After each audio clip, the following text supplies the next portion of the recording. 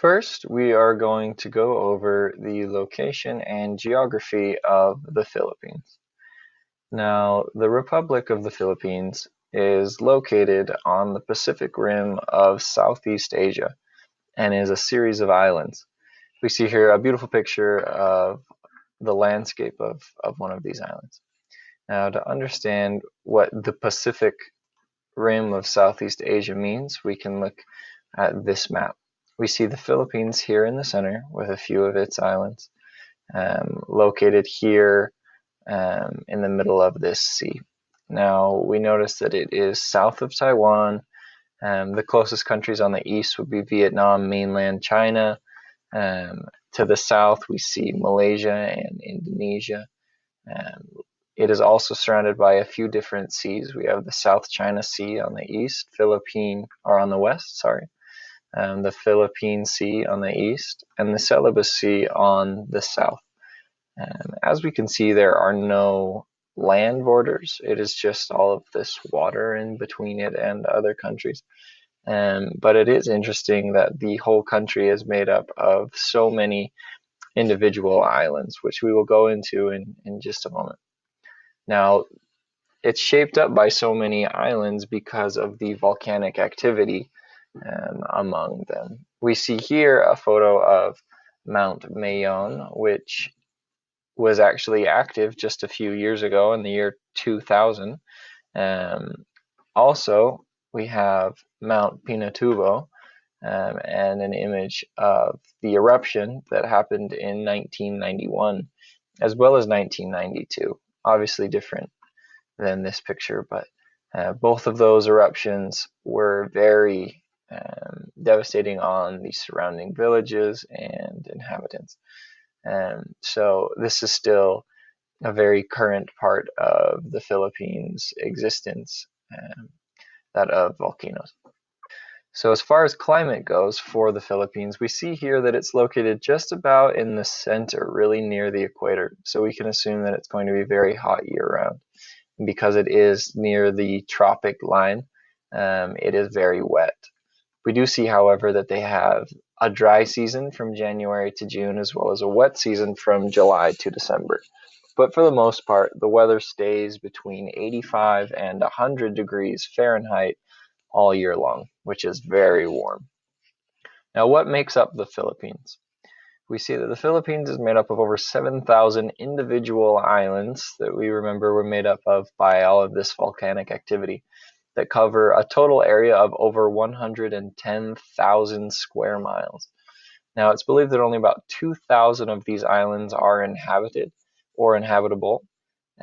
It's over 1,100 miles long from north to south and almost 700 miles from east to west.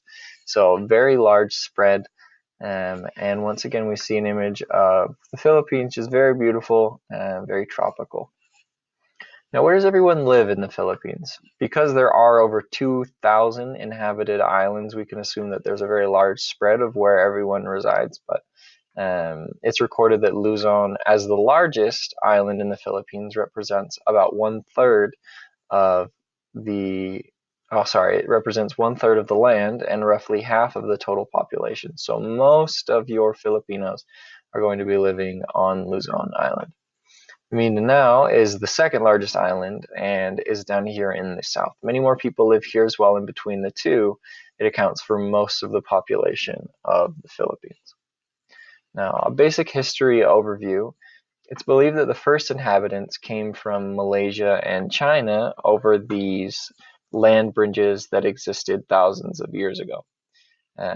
Spain, however, occupied the islands and made Catholicism, which was a very large part in shaping the present-day culture of the Philippines.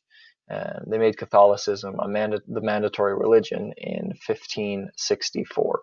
Miguel López de Legazpi was the conquistador that made that happen in that year.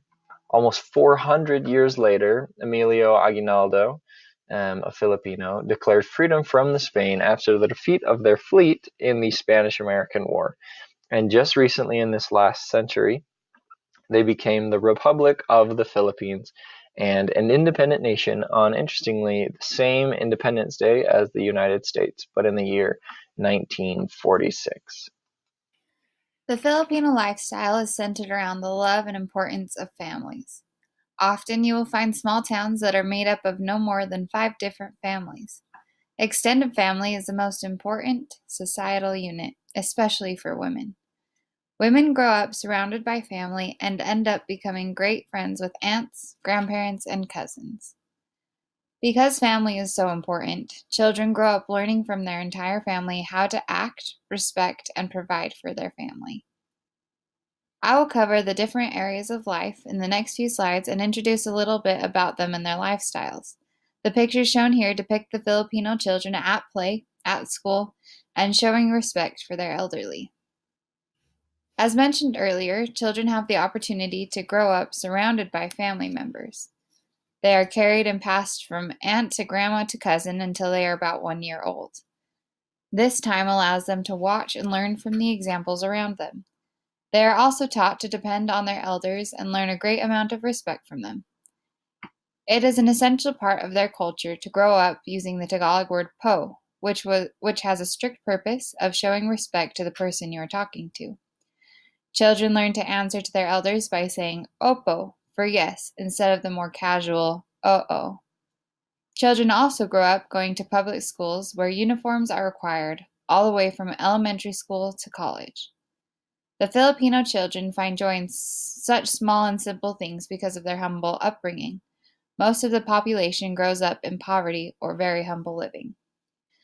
The youth and young adults grow up in a world where education is definitely important and necessary in order to obtain positions that promise security and advancement.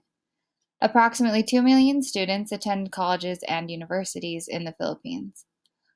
Along with education, beauty, money, and the color of your skin can determine a person's position socially. While spending time there, I remember going to my local grocery store looking for body soap and searching the multiple hygiene aisles and only finding whitening body soap.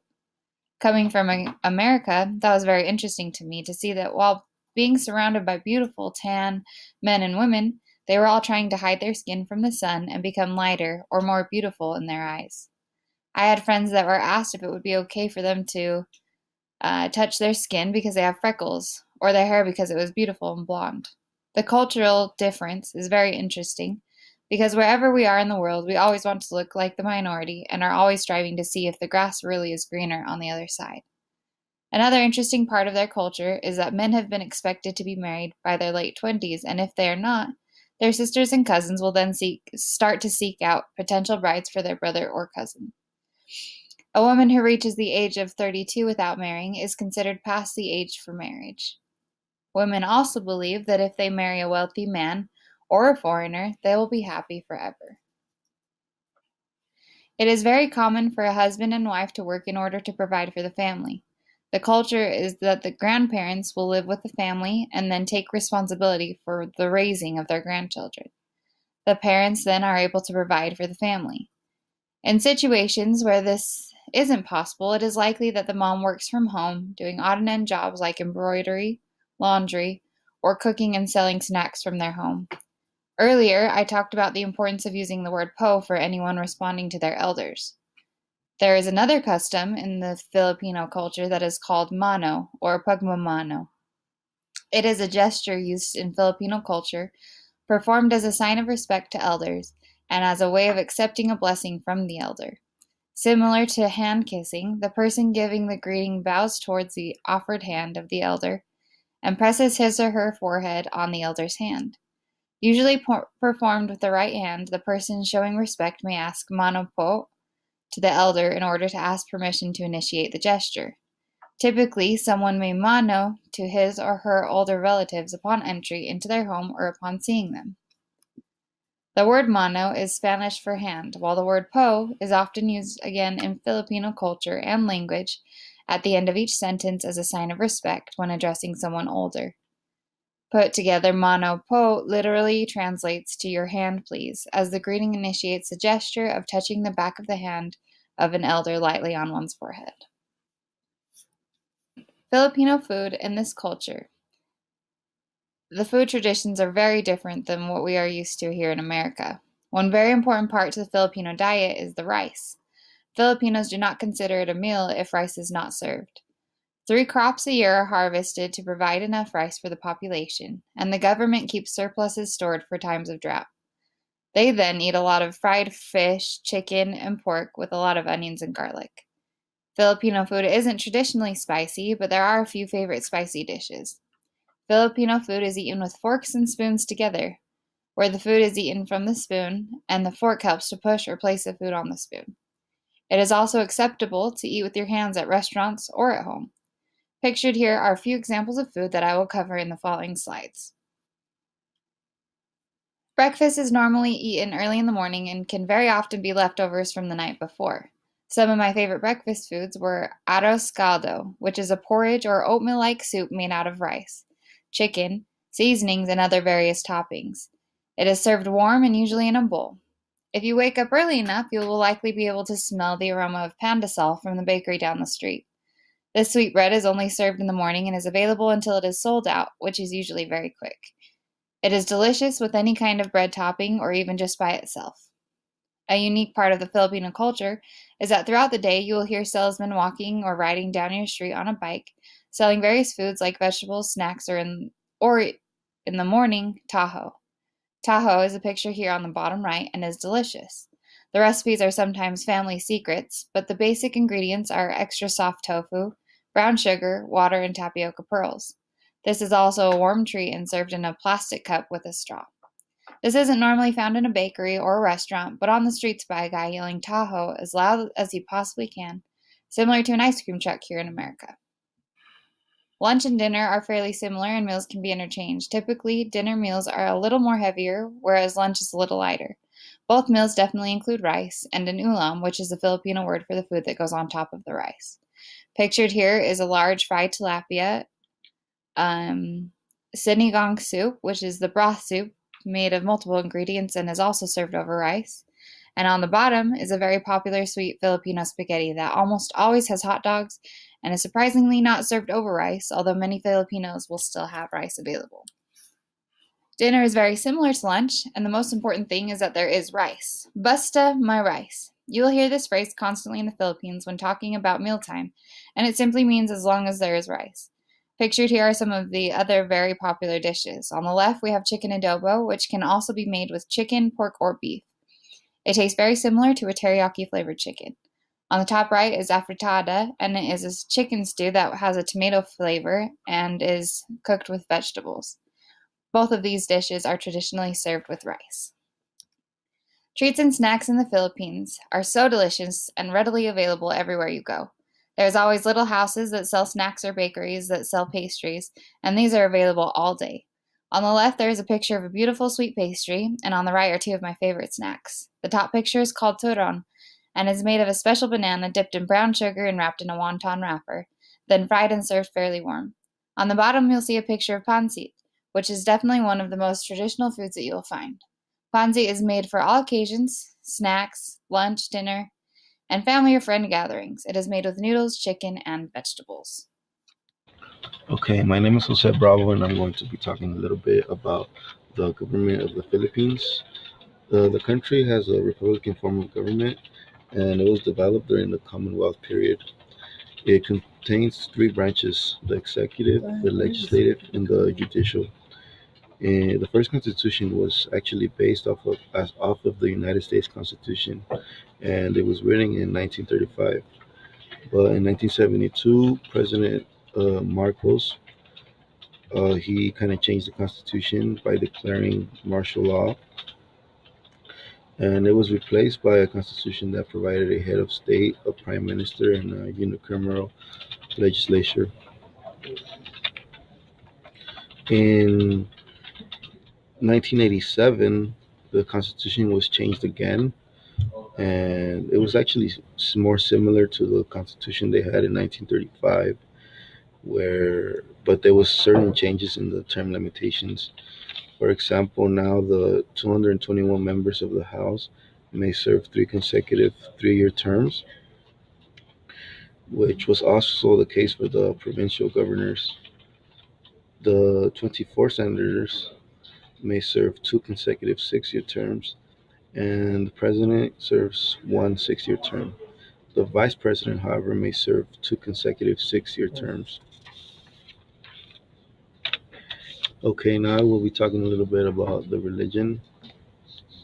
The Philippines is the only Christian nation in Asia, and more than 85% of the people are Roman Catholic in the Philippines. The Protestant missionaries arrived in 1901, and they kind of followed the example of the Catholics, where they were the ones that like established hospitals, clinics, and schools and things like that. Also, the Philippines is pretty good with the freedom of religion. They have other small religions that aren't as popular as the Catholic one, but everybody has the right to kind of believe in what they want. Also, they have a they're very since they're Catholic, they celebrate Easter in a big way in the Philippines. It's very important for them. The the television broadcasts are actually closed. You know, churches are closed, shops, restaurants during all of the Easter weekend, and they have parades and processions and things like that. And then other rituals that they have is when somebody dies, they Oh, come on. they have a 24 hour vigil. I think that's what they call it, and it's usually at the person's home. And once they have the vigil, they kind of take the person to the cemetery, and they the family kind of follows the coffin all the way to the cemetery. So that's a ritual that they have. And then actually a year later, they still kind of commemorate the memory of their loved one by throwing like a party or like a gathering for the family and friends and things like that. So these are just some pictures of what they do actually during Easter. They kind of do they play like the role in the Passion of the Christ, things like that.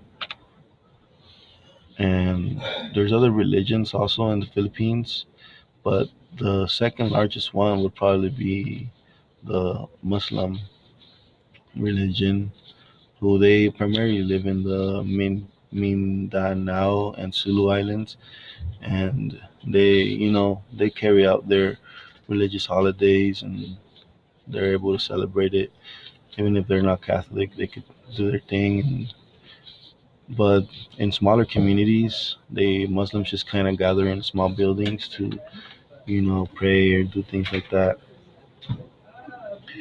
There's also another religion in the Philippines called animism, which is basically the oldest religion in the country.